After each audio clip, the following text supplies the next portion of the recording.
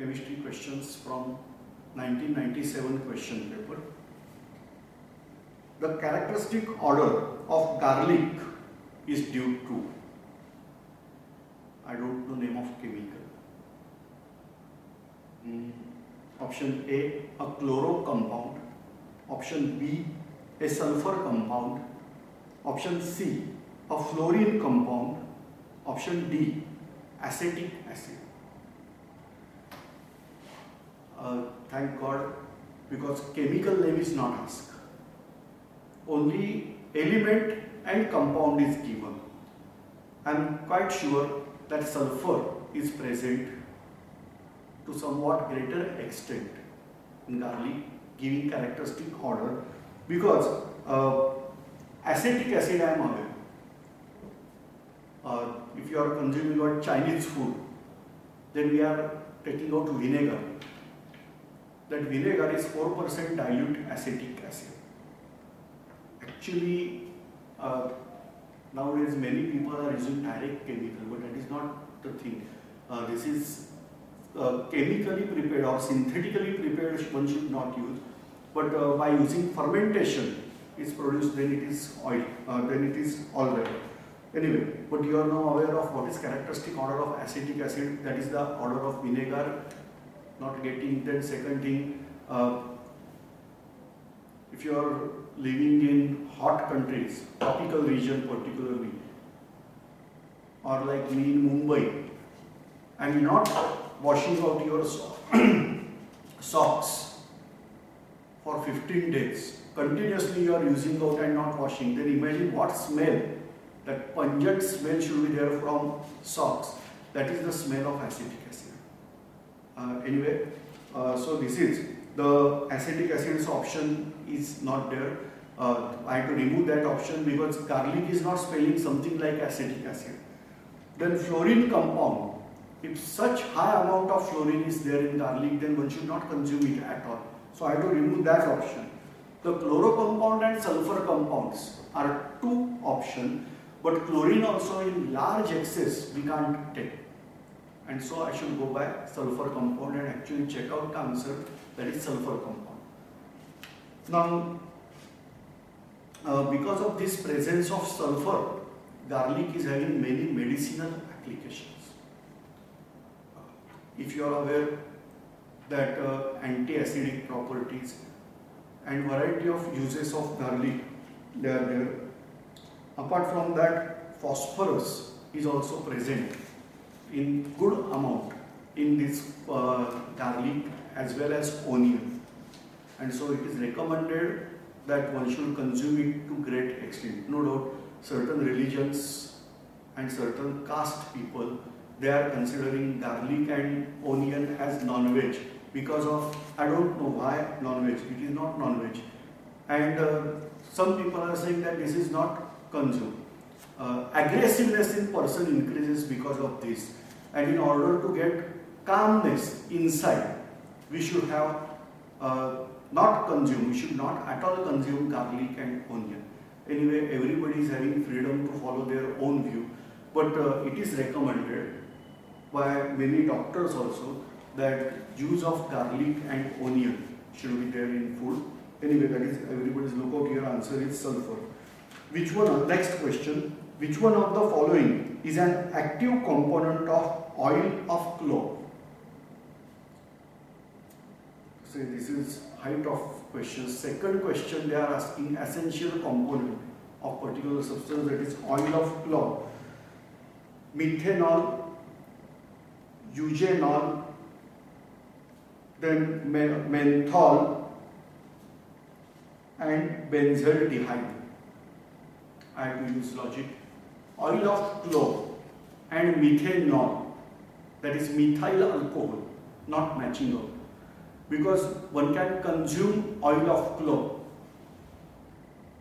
or medicinally it is used, and so it should not have methanol, because when methanol enters in human body, our body enzyme react with methanol to produce formaldehyde, which is poisonous, highly poisonous, and so I have to remove option methanol.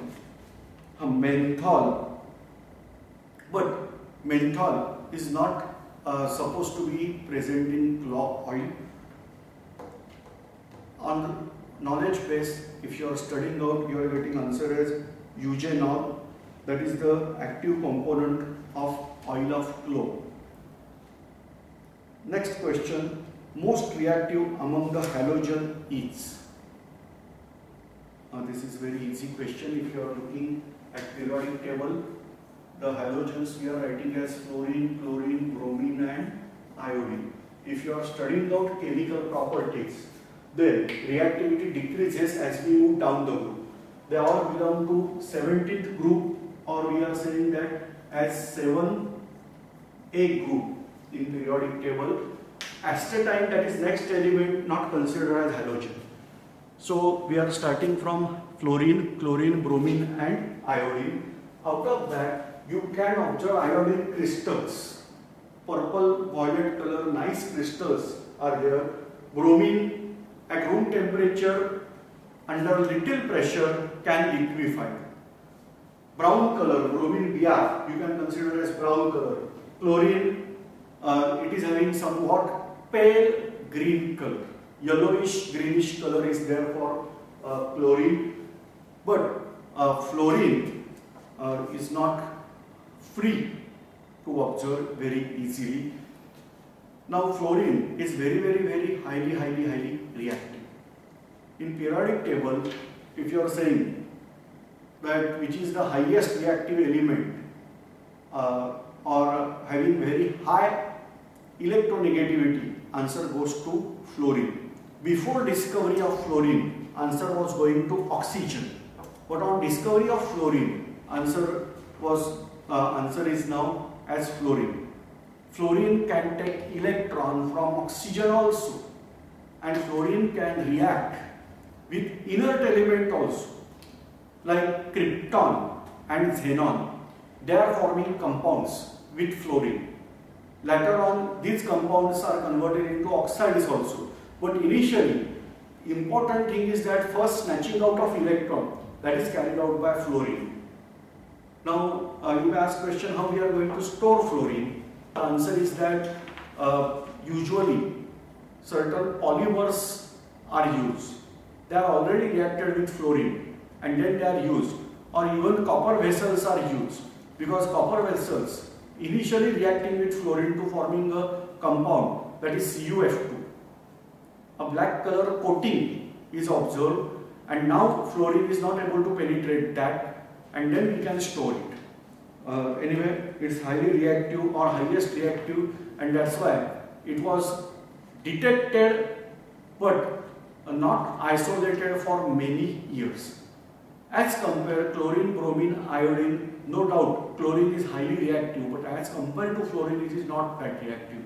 Reason that fluorine is highly reactive, that is going with, there is only single bond between F and F, whereas this is having very small atomic size. So if I am drawing this atom, then it is having 7 protons, sorry, 9 protons and 10 neutrons. In the nucleus there are 9 protons and 10 neutrons. In first orbit there are 2 electrons, and in second orbit there are 7 electrons. If you compare chlorine, then chlorine is having next orbit where here 8 electrons and here 7 electrons. So atomic size is more in case of chlorine. In case of bromine, still 1 orbit, and iodine still 1 orbit. So I have to remove that. So atomic size is very small, and the FF bond is also very weak as compared to chlorine. So this can be ruptured by very small energy. Say bond is weak, means by supplying little energy we can break out. Let me give you an example. When mobile phones were introduced, at that time handset was somewhat having charge costing around 10 to 15,000 rupees. They were introduced in India around some 95, and at that time value of money was much high, and at that time the instrument was costing some 10 to 15,000 rupees, and so it was rarely seen in common man's hand. Only businessmen, those who are having very high earning, they were able to spend money or use that mobile phones. Also, call rates were very high, 16 rupees incoming per minute, like that call charges. In those days, in Mumbai, we used to consume food. Say for example, idli sambar, that was charged some 5 rupees in hotel. Not on road, in hotel, 5 rupees, idli sambar plate. 16 rupees per minute incoming. So it is my question that I should use 1 minute talking on mobile phone or consume 3 plate idli sambar plus 1 spend, okay, forget, but 3 plate idli sambar I can consume, or 1 minute talk on mobile phone. This way we have to think. In 2010, mobile instrument, if you are purchasing out, costing in range of 1,000 rupees. Ordinary, I am saying. Don't go there, tell me that 1 lakh and 10 lakhs are there. Yes, but ordinary mobile instrument was charging 1,000 rupees, whereas incoming call free if you are not in roaming. This is the way, and you can observe mobile phone in almost everybody's hand in city. So this is the case. If I have to rupture this bond, tremendous energy is required, it is not easily ruptured. Little energy is required, it is easily ruptured. This was the case. So here, fluorine is having very less energy, FF bond breaking required energy is very less, and so easily available for bonding, and therefore fluorine among the highest reactivity is showing among the halogen by fluorine.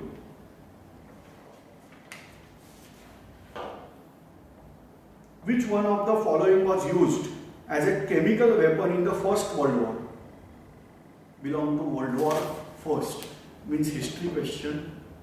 But chemical weapon, we have to find out name of chemical, so it is also chemistry question. Answers given, options given, there are carbon monoxide, hydrogen cyanide, mustard gas and water gas. Number 1, water gas is fuel. So I have to eliminate that. Then carbon monoxide is not the case that if you are making blast or that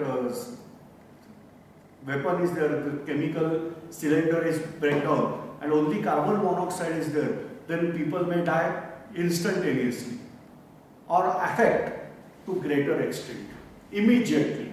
The answer is no, so I have to eliminate carbon monoxide. Please keep in mind carbon monoxide is poison only, but not that it is used as in weapon only.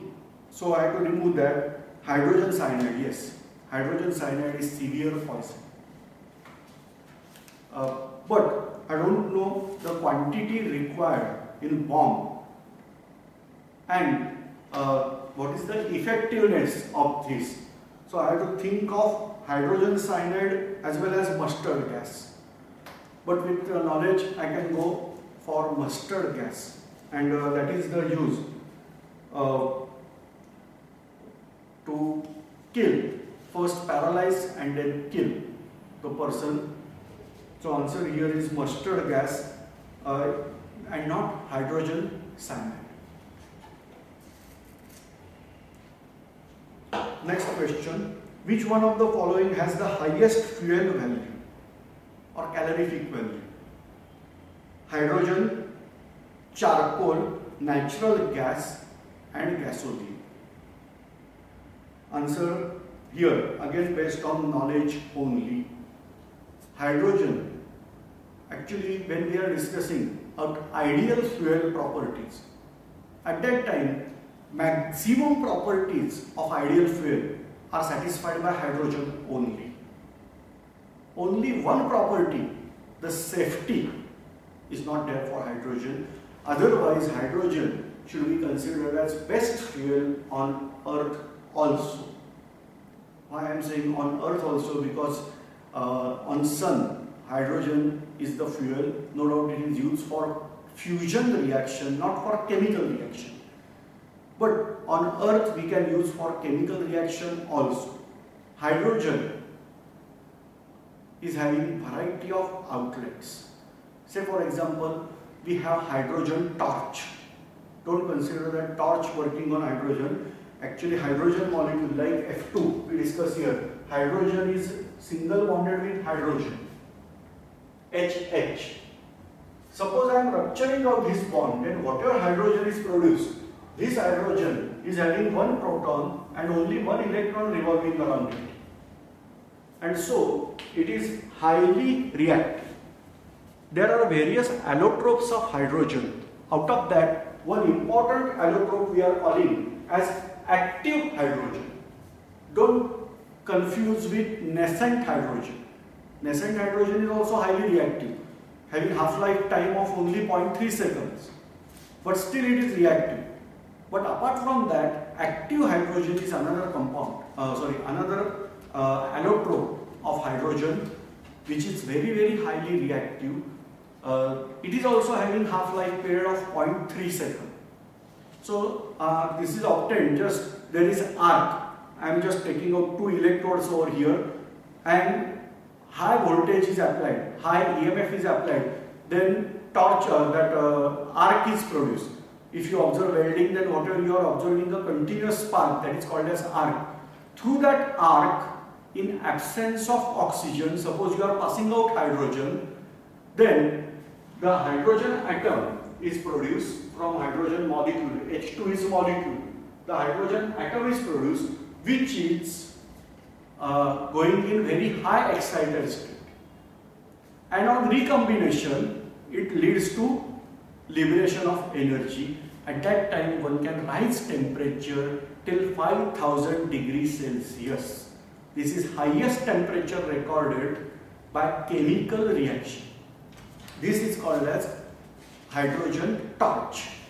So actually, hydrogen is having very good fuel value. The value of hydrogen given as 150, where charcoal, natural gas and gasoline are having range. Say charcoal is in range of 33, because charcoal is not having only carbon, it is having other components also. Natural gas is in ranging of 35 to 50, because it is not only methane. And gasoline, that is synthetic petrol or artificially produced petrol, usually from coal, that is having calorific value around 50. That means 3 times more calorific value is observed by hydrogen. And so hydrogen should be considered as best fuel, because on burning of hydrogen we are getting only water, H2O. It is non-polluting, it is gaseous state, it is easy to carry, everything, but it is highly reactive. It is having strong affinity for oxygen if spark is present. I am mixing out hydrogen and oxygen in one container and keeping it aside. It will form H2, but it will take nearly 4 to 5 million years to produce 4 to 5 molecules of water. So reactivity is very less. But if you are considering addition of only platinum, then reaction completes within 7 minutes. And if you are inserting out spark, instantaneous reaction. But at that time, hydrogen is having very high energy and oxygen. On combination, water is having very low potential energy. So tremendous heat is evolved in this reaction, and that's why hydrogen explodes out if you are introducing spark, and it may give fatal accident. You are aware Hindenburg disaster. A balloon was created named as Hindenburg that was filled with hydrogen and many people died just because of fire was there in that balloon. Same way in various rockets, hydrogen is used as fuel, and because of that many explosions were carried out. So hydrogen is not a good fuel, but only one characteristic it is not following, that is the safety, and that is the most important thing. So it is not widely used as fuel, but nowadays certain cars, they are working on hydrogen. Then hydrogen oxygen fuel cells, they are also widely used. Hydrogen is safe to use if you are cooling out at liquid temperature of hydrogen, that is called as cryogenics. Which one of the following, next question, which one of the following is used as an antifreeze for the automobile engine? This is a problem where cold countries or cold region, rather I should say region, because in India also, some part of India that is there in Himalaya, that is cold. Which one of the following is used as an antifreeze for automobile engine? The problem is that in this cold region, engine will not work if temperature is below 0 degrees Celsius. It is not functioning with its efficiency, and therefore in order that fuel should not freeze or effectivity is there, efficiency is there, some chemical is added, that is antifreeze. Answers, options: propyl alcohol, ethanol, methanol and ethylene glycol. This answer can be given by knowledge only. Answer is ethylene glycol. That is used as anti-freezing part. And you are aware, in coolant also this is used. Along with water, these compounds are used so that water will not freeze.